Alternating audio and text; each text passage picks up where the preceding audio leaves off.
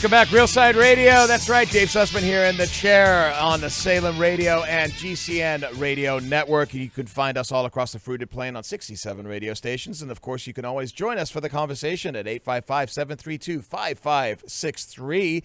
And, one of the things that I've been talking about over the past several weeks is the fact that we have Bernie Sanders, who is now the front leader for the contender for the nomination for the Democrats. And, he is now purporting himself to be potentially the first Jewish president. He has an ad out where these young little socialist sycophants are saying they want the first socialist Jewish president. And I got to tell you, as a Jew, I now know how Mormons feel about Mitt Romney. I mean, I got to, it's a little embarrassing. But, we take a look at who he is supported by. We take a look at Linda Sarsour and Ilhan Omar and Rashid Tlaib and basically everybody that hates Israel. And is there a Jexit movement that is happening? What is Jexit? What is Jexodus? Well, the best person to talk about all of this is the treasurer of the board of Jexit, Inc., Alexandra Levine from D.C. Welcome, Alexandra. How are you? Good, Dave. Good to be back.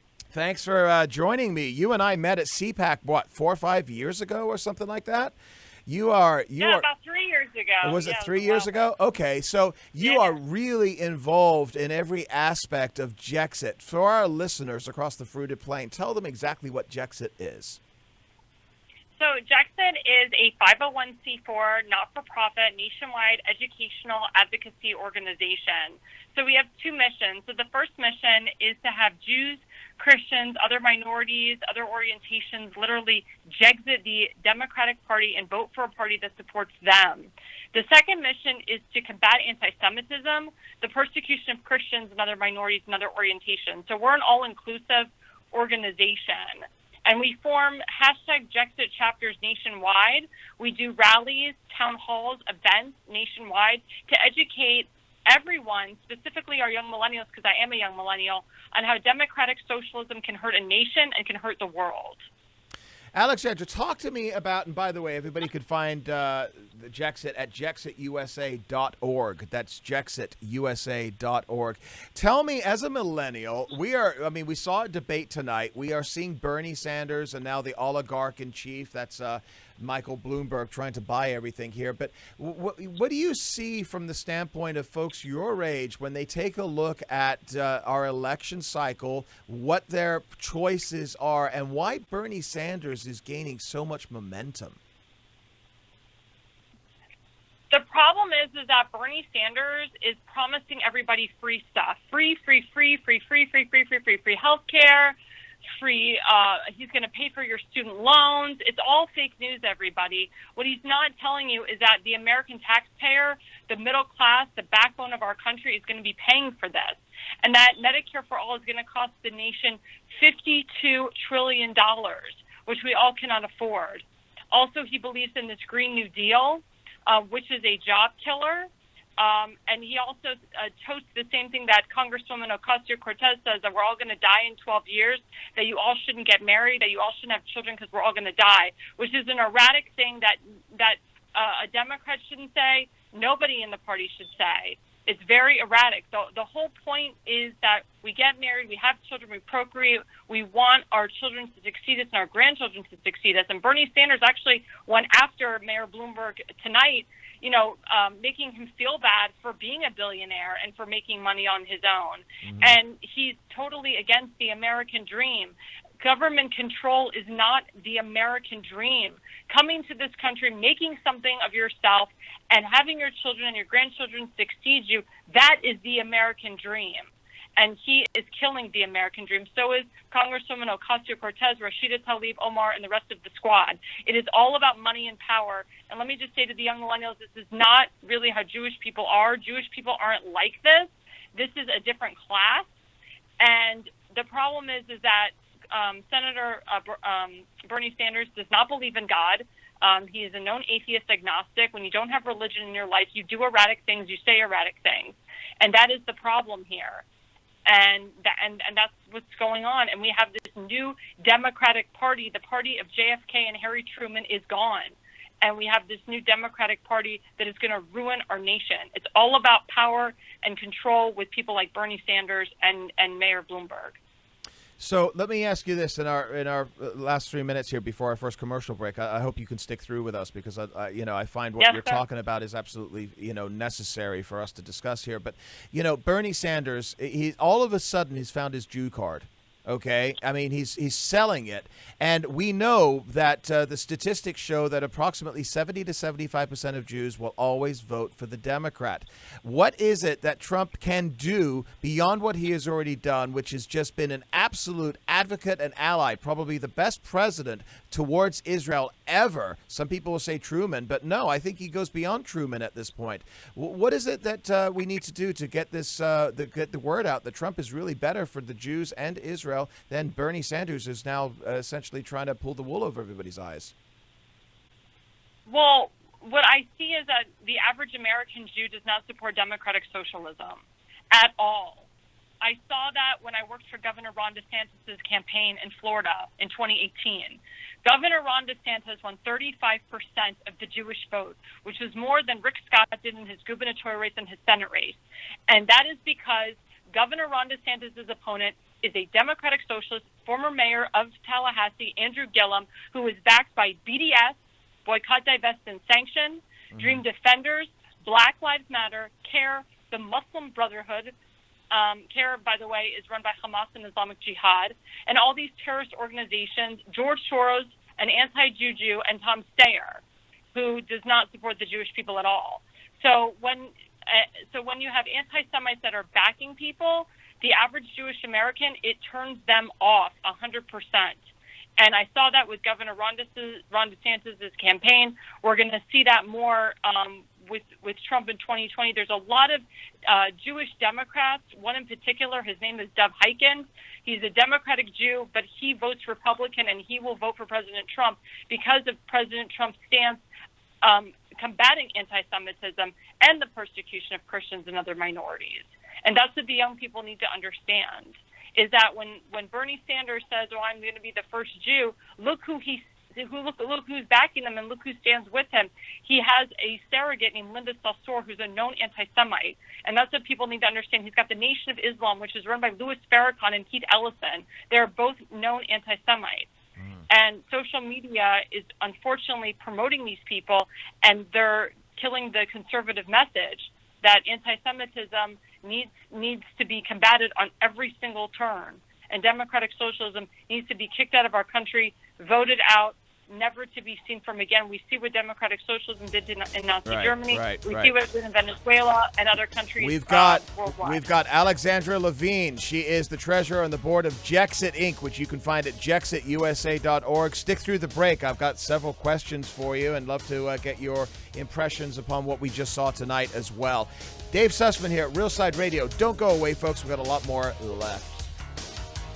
Feel the rhythm now. The best bumper music on all terrestrial radio. Dave Sussman here at Real Side Radio, and we are continuing our discussion here with Alexandra Levine. Alexandra Levine is the treasurer of the board of Jexit, Inc., which you can find at jexitusa.org.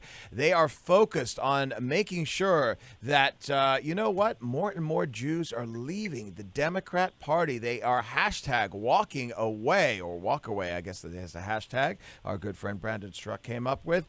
Alexandra, let me ask you, you guys are having a rally this coming weekend on Sunday. Talk about who it's for and where it's going to be, because I think this is really important for our listeners, especially along the East Coast. So the purpose of the rally is to draw public attention to the increase in hatred and violence against Jewish people around the world, in America, and specifically in Florida. So recently, a horrible act of hatred toward a 16-year-old Jewish female student at the Boca Raton Community High School occurred during class. It was her entire semester from September 2019 to January 2020. And the girl was ridiculed every single semester, or every single day of the semester, for being Jewish and wearing her Jewish star to class. And there was horrible things said to her. Her classmates said she should burn in the oven. They called her a, quote, dirty Jew. And the last straw was when one of the young boys was taking blue masking tape and taping a swastika on the desk and also on the wall in her classroom. And she informed her guardian, her name is Yvonne Ricardo, about this. And the poor girl, like, she doesn't want to go back to school anymore. She's in fear for her life, and she can't believe that this is happening now in 2019 and 2020. And Yvonne Ricardo is trying to fight the system because, unfortunately, in Palm Beach County, the term hate crime is not a classification in the student conduct code. So basically, they don't consider this a hate crime. They consider this freedom of speech instead of hate speech, which this is not freedom of speech at all. When you tell someone, to go burn in the oven, that is hate speech, and that Right. and it is a hate crime. Right. What they did to the poor girl. So we're combating this, and Yvonne Ricardo, and we'll tell her story about what happened to her 16-year-old daughter that she's caring for, and that's why we're having this rally. Like I said, we are an educational organization. We need to continue letting these stories be heard, having people give what we call their #Jexit testimonials about how they've suffered with anti-Semitism. On a more personal note, I was heavily discriminated against in my elementary school, middle school for being Jewish. It was very hard for me to make friends. They'd walk into my house and they would say, "Oh my God, I can't believe I'm in a quote Jew house." And it was really hard. And this is what's happening. It's happening on college campuses too. It's happening at NYU, where I'm an alumni. It's happening in a lot of liberal cities and liberal colleges nationwide, with kids walking around wearing yarmulkes and Jewish stars and getting harassed for it. This should not be happening in this nation in 2020, and that's what #Jexit is doing. We're doing something about it, and we're fighting it at every turn. Wow. And the rally is going to be at the Sanborn Square Park at 72 North Federal Highway in Boca Raton. We're going to have renowned speakers there. Frank Barbieri, he's the chair of the Palm Beach School Board. He'll be there. A talk show host, part of Epic Times, Joyce Kaufman, will be there. TV personality and Israel activist Siggy Flicker will be there. She's known for being on The Real Housewives of New Jersey. Christian Zionist Lori Cordoza-Moore, who's a nationally and world-renowned Christian Zionist. She runs PJTN, will be there, as well as Jewish activist, renowned journalist Laura Loomer will be there as well to speak. And, of course, my president and founder, Michelle Lubin-Terrace, will be there. And actually, we're having Lexit, the founders of Lexit, that's Latinos leading the Democratic Party. They will be speaking as well. So we have some big, heavy hitters coming to speak at this rally. And like I said, this is going to be Sunday, February 23rd from 12 to 3 p.m. at the Sanborn Square Park, 72 North Federal Highway, Boca Raton, Florida. Great. Because And for we need people to do online, something about yeah, and tell people where to go to find that online as well, please. Oh, so that's going to be on our website, again, jexitusa.org. You got it. JEXITusa.org. Got it. So let's talk more geopolitical here, because I think, if you are a conservative, and most people listening to the show are, although we have some great liberals, and I've taken some great calls from people. But the fact is that most Jews would consider themselves left of center. If you're Jewish, you know that justification for that often comes out of the Talmudic lessons of Tikkun Olam, to heal the world and always, take care of the underdog. But we're dealing with something that goes beyond domestic politics right now. And domestic politics, I think, for many Jews, they're comfortable with the Democrat Party. Maybe not, maybe up until now that they got a socialist front runner, maybe not so much anymore. But let's talk about what we're seeing overseas, Alexandra, because, one of the things that's of greatest concern to me, I know you've gone to Israel, I've gone to Israel, my son's going to Israel this summer, is the geopolitical threat of Iran and its proxies around the Middle East, namely through Hamas and Hezbollah. The fact is that there is a clear and present danger for Jews in that area. What are we looking at right now with Donald Trump? What are we looking at the recall of the Iran agreement that was put forward by President Obama, and what are we looking at towards the future here to keep the peace in that region of the world?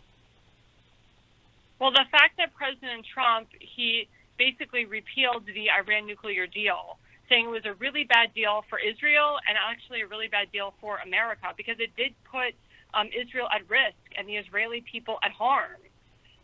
And by sitting down with our new U.S. ambassador to Israel, David Friedman, and his son-in-law, Jared Kushner, and Prime Minister Bibi Netanyahu, and working out this this deal.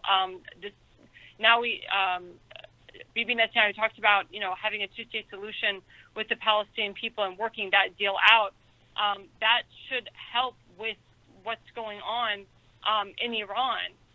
But also what's very interesting to see is that you have Arab nations that are working with Bibi Netanyahu. You have UAE, you have Dubai, you have Saudi Arabia that's working. You have Jordan, you have Lebanon, you have Syria. So you have those regions that are actually working with Bibi Netanyahu to realize that Iran does have nuclear weapons. They are trying to be a nuclear power, and they're basically trying to reverse everything that Barack Obama did, because everything he did was against what Israel warned him to do. That's why Bibi Netanyahu came to Congress and he spoke about how the Iran nuclear deal is so bad for Israel and for America and for the world, and that you really, you can't really work with terrorist organizations. You can't work with the Ayatollahs. You can't work with Hamas and Islamic Jihad. These are terrorist organizations. So, he challenged Obama. He challenged Congress. Congress was a Republican Congress at the time. What can we do? And the problem is that we have a Democrat Congress. So a lot of things are not getting done. Once the Republicans take back the House, once we get rid of the squad, more things can be done to help our ally Israel. And by putting this new deal together, which President Trump promised the American people that he was going to try to find peace in the Middle East and do a two-state solution, it's really going to help, the Israelis, and it's going to help America. But the Israelis are putting it on the Palestinians. They're like, look, we did this deal for you. Now it turns to you. Are you going to say yay or are you going to say nay? And it'll show the American people, especially, Jewish Democrats, that you really can't make peace with these people and that they really don't want peace. They want the destruction of Jews, Christians, other minorities, the destruction of America. Again, for them, it's globalization and total takeover. It's really incredible to me because we see this president, everything that you just talked about, and what this president has done for Israel. In our last minute here, one of his biggest allies, and really only 30 seconds, I'm sorry, is Benjamin Netanyahu, Bibi. He is running for re-election again, but also an indictment is coming down. Looks like a trial is going to begin here in March. What are we looking at there? I mean, unfortunately, he can't form an alliance. We have to have a third election. If he does win, he's going to make it so that a sitting prime minister cannot be indicted. Basically, what's going on, what happened in America with President Trump is what's happening in Israel with Bibi Netanyahu. Bibi Netanyahu is the longest sitting prime minister of Israel. He's done very good things for the country, but unfortunately, you have, the Arab Israelis that are trying to get him out. You have outside sources that, don't want him in there. People that say, Bibi, I have your back, and they really don't. So basically what Bibi Netanyahu is facing is what President Trump, faced here in America. Right. We hope for the best. We hope that Bibi Netanyahu will win re-election. Because I say there's so much more work to be done. President Trump will win re-election, and we need Bibi Netanyahu with him. Yes, we do. Absolutely. In the next 3 years. Thank you so much, Alexandra Levine. Everybody check out her website, JexitUSA.org. #Jexit, baby. It is a thing, and it's certainly going to be playing a role in the November election to re-elect President Donald Trump. Alexandra, have a great week at CPAC, and we'll talk to you again real soon. And I'll be back right after the break with our final thoughts in our third and final hour here at Real Side Radio. Dave Sussman, don't go.